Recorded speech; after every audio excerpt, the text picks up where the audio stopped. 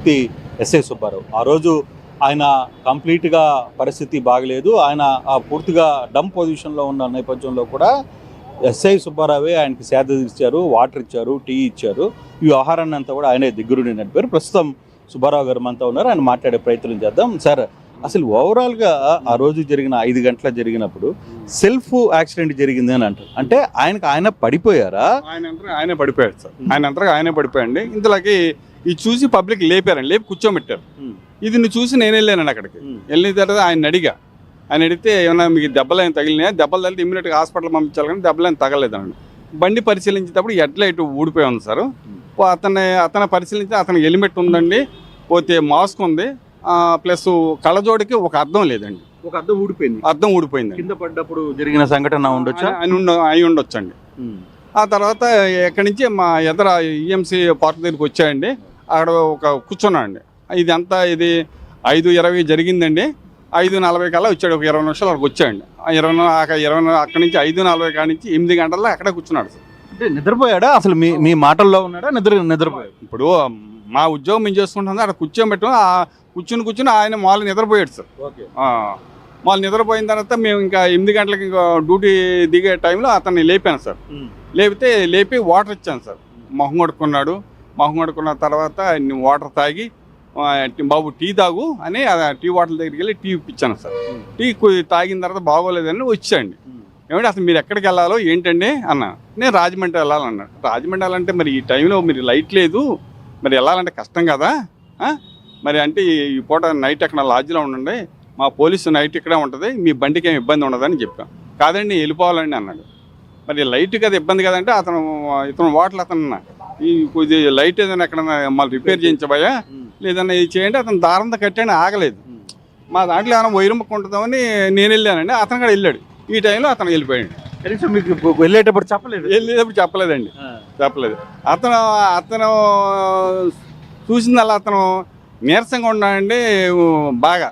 అంటే మీరు చాలా కేసెస్ చూస్తుంటారు కదా, అంటే ఆయన ప్రవర్తన లేకపోతే ఆయన బండి మీద వచ్చి అక్కడ పడిపోవడానికి కారణం, అంటే సెల్ఫ్ యాక్సిడెంట్ కావడానికి కూడా అంటే ఆయన మైండ్ సెట్ ఎట్లా ఉంది, లేదు ఆయన వ్యవహార శైలి కొంత తూగడం కావచ్చు, లేకపోతే అట్లాంటి పరిస్థితులు ఏమన్నా ఉన్నాయా?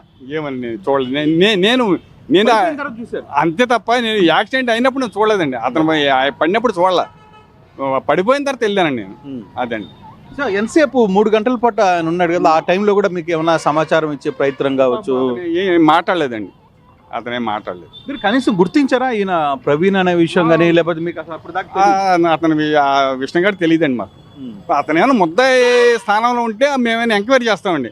అతను ముద్దాయి కదండి, అతను తెలియదు కదా.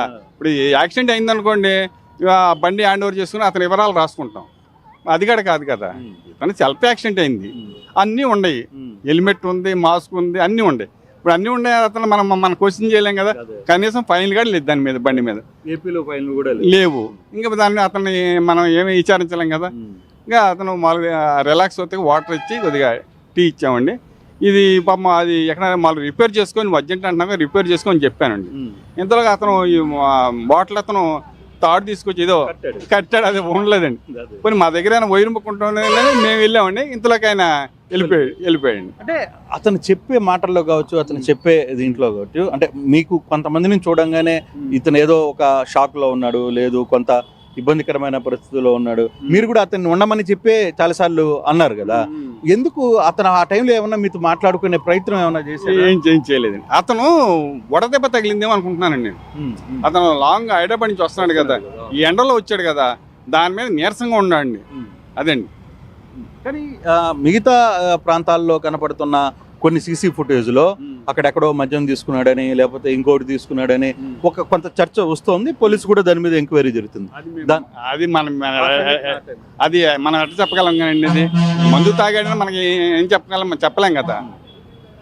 అది ఎవరైనా డాక్టర్ గారు చెప్పాలో ఎవరైనా ఇంకేం చెప్పాలి, కానీ మనకు తెలియదు కదా. మాకేమో వాటిని కనిపించలేదండి. కానీ మీకు ఎప్పుడు ఐడెంటిఫై అయ్యాడు అతను? ఇతను పలానా పాస్టర్ ప్రవీణ్ అనేది మీకు ఎప్పుడు తెలుసు? నిన్నగా మొన్న వాళ్ళు విజయవాడ క్రైమ్ వాళ్ళు వచ్చారండి. క్రైమ్ వాళ్ళు వచ్చి అడిగారు, అయితే ఈ బుల్లెట్ ఉన్న ఫోటో చూపించారు. ఈయనేనండి మొన్న జరిగింది అని చెప్పామండి. ఈయన ఇక్కడ దగ్గర 3 గంటలు ఇక్కడ మళ్ళీ రెస్ట్ తీసుకున్నాడండి. ఈ రకంగా జరిగిందని ఆ చెప్పాను. రెస్ట్ కూడా పార్కులోనే తీసుకున్నాడా? అక్కడే పడుకున్నాడు కూడా? అక్కడే పడుకున్నాడు సార్. నేల మీదనే పడుకున్నాడు. నేల మీద పడుకున్నాడు సార్. కానీ అప్పుడు అనిపించలేదా? మామూలుగా సాధారణంగా చాలా మంది నేల మీద పడుకున్నప్పుడు మనం లేపి ఏంటి ఇక్కడ పడుకున్నావు, లేదు నువ్వు వేరే దగ్గర పోయి పడుకునే ఒక ప్రయత్నం ఏమన్నా అక్కడ ఏమన్నా అనుకున్నారా? మీకు ఏమన్నా అనిపించిందా? మాకేమనిపి అతను మేము ఇది ఎండ దెబ్బ తగిలింది పాపం నీరసంగా ఉన్నాడు. దాని మీద ఇంకా అలా మా రెస్ట్ తీసుకున్నాడు అనుకుంటున్నాం సార్ మేము. అంతే తప్ప ఇంకా రెండేది ఇంకా. కానీ చూడ్డానికి కొంత చదువుకున్న వ్యక్తిగానే అనిపించాడు కదా? చదువుకునే వ్యక్తిలే కనిపించండి. అఫీషియల్ గా ఉంటాడు, ఏం లూజ్ మాటలు మాడతలేదు. ఏదైనా అడిగితే సమాధానం చెప్తున్నానండి. అది రెండు మాటలు. హైదరాబాద్ నుంచి వచ్చానండి, రాజమండ్రి వెళ్ళాలి, అంతే. కానీ మీరు చెప్పినా కూడా ఎందుకు వెళ్ళిపోవాలని ఒక కారణం చెప్పాడు? నాకేం చెప్పలేనండి. మరి అతను ఎమర్జెన్సీ ఉండొచ్చు, ఏముండో మనం చెప్పలేం కదా సార్. మనకేం చెప్పలే. అదేంటి జరిగింది. సో ఓవరాల్గా ఇప్పుడున్న కేసులో మీరు ఆ రోజు సేవ చేయడం, మీరు అతన్ని మంచినీళ్ళు ఇవ్వడం, టీ తాగిపించడం, మీరు ఉన్న ఫొటోస్ కానీ వీటిని కొన్ని సేకరించడమే ఈరోజు ఈ కేసుకి చాలా కీలకమైన పరిణామంగా అనుకోవాలి. నిజంగా సుబ్బారావు గారు, ఈ కేసుని చాలా వరకు 4 రోజుల పాటు 2 రాష్ట్రాలు అతలాకుతలం అవుతున్న నేపథ్యంలో మీరు ఈరోజు చాలా కీలకమైన ఎవిడెన్స్ని పోలీసు వారికి అందజేశారు.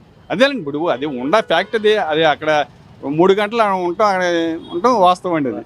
అంతే అండి. సో అప్పుడు మీకు ఎందుకు ఫోటో తీయాలని అనిపించింది? ఏంటండి, మీరు ఏమైనా ఫోటోలు తీసారా? వాళ్ళు తీశారు కండి, మా వాళ్ళు పంపించారండి. పంపించారండి, ఫోటోలు పంపించారు. అంటే అక్కడ ఇట్లా కూర్చొని తల పట్టుకుని కూర్చున్నట్టుగా ఒక ఫోటో వస్తుంది కదా ఇక్కడ రామవరపాడులోనే, అది ఎవరు తీశారు? ఇంకా మా వాళ్ళు తీస్తూ ఉంటారు, ఎవరో తీసి పంపిస్తూ ఉంటారండి. ఎవరోడు యాక్సిడెంట్ అయిన తర్వాత తిరుగుతూ ఉంటారండి మా వాళ్ళు. పోనీ వాళ్ళు ఇలా తిరుగుతూ ఉంటారు, వాళ్ళు ఎవరో తీస్తారండి, తీసి పెడతా ఉంటారు. కానీ ఇప్పుడు అక్కడ సీసీ కెమెరాలు ఉన్నాయి కదా, మీ సంఘటన అంతా కూడా సీసీ కెమెరాలో రికార్డ్ అయి ఉంటుందా? అవుద్దండి, అవుద్దండి. అంటే ఈ చెట్ల వల్ల ఏమైనా అయితే అవ్వవచ్చు అండి. మనకు ఇక్కడ కమాండ్ కంట్రోల్లోకి వెళ్తే మొత్తం అంతా తెలుస్తుందండి. సో ఉన్నతాధికారులు మీ దగ్గర నుంచి ఎటువంటి ఫీడ్బ్యాక్ తీసుకునే ప్రయత్నం చేశారా? ఏదండి ఫీడ్బ్యాక్?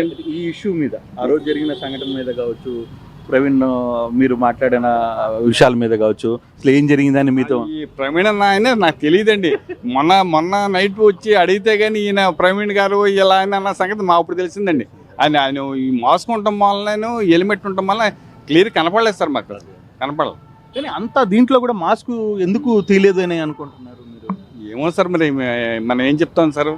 అది మామూలుగా డస్ట్ పడద్దని పెట్టుకున్నాడు, దేన్ని పెట్టుకున్నాడు. ఇప్పుడు మామూలు జర్నీ చేసినప్పుడు మామూలు డస్ట్ వస్తుంది కదా సార్, దాన్ని పెట్టుకున్నాడు తెలియదు సార్. మామూలుగా కింద పడిపోతే హెల్మెట్ అయినా తీసి పక్కన పెట్టి చూడాలని ఒక ప్రయత్నం చేస్తారు కదా సాధారణంగా ట్రాఫిక్ లో కావచ్చు ఎక్కడైనా. కానీ అతను హెల్మెట్ కూడా తీయకుండానే అట్టే అలాగే ఉన్నాడండి, హెల్మెట్ తీయకుండా అలా ఉన్నాడు. సరే, అంటే ఫర్దర్ గా కేసు ఎలా ముందుకు పోబోతుంది అంటే మీకేమన్నా మీ ఉన్నతాధికారులకి ఏమండి నేను జరిగింది నేను చెప్పగలను, ఇంకా పై ఆఫీసర్లు వాళ్ళు ఇన్వెస్టిగేషన్ పెట్టి వాళ్ళు చేస్తారు sir. Right, thank you. So ఇది సుబ్బారావు గారు చాలా క్లియర్గా చెప్తున్న పరిస్థితి. ఆ రోజు జరిగిన సంఘటనలో దాదాపుగా 3 గంటల పాటు ఆయన అదే మట్టి మీద నేల మీద పడుకున్న పరిస్థితి అయితే ఉంది. తాను ఇది వడదెబ్బ తగిలి ఆయన నిద్రపోతున్నారు, కొంత సమితం లేగా నేను భావించాను. సెల్ఫ్ యాక్సిడెంట్ జరిగి అక్కడే పడిపోయారు. పడిపోయిన తర్వాత కొంతమంది వచ్చి లేపిన తర్వాత మేమందరం వెళ్ళి అతన్ని ఆ పార్కులో పడుకోబెట్టిన పరిస్థితి అయితే ఉంది. కొద్దిసేపటికి అతను నిద్రపోయాడు. నిద్రపోయిన తర్వాత 8 గంటల సమయంలో నిద్ర లేపి అతనికి మంచినీళ్ళు, టీ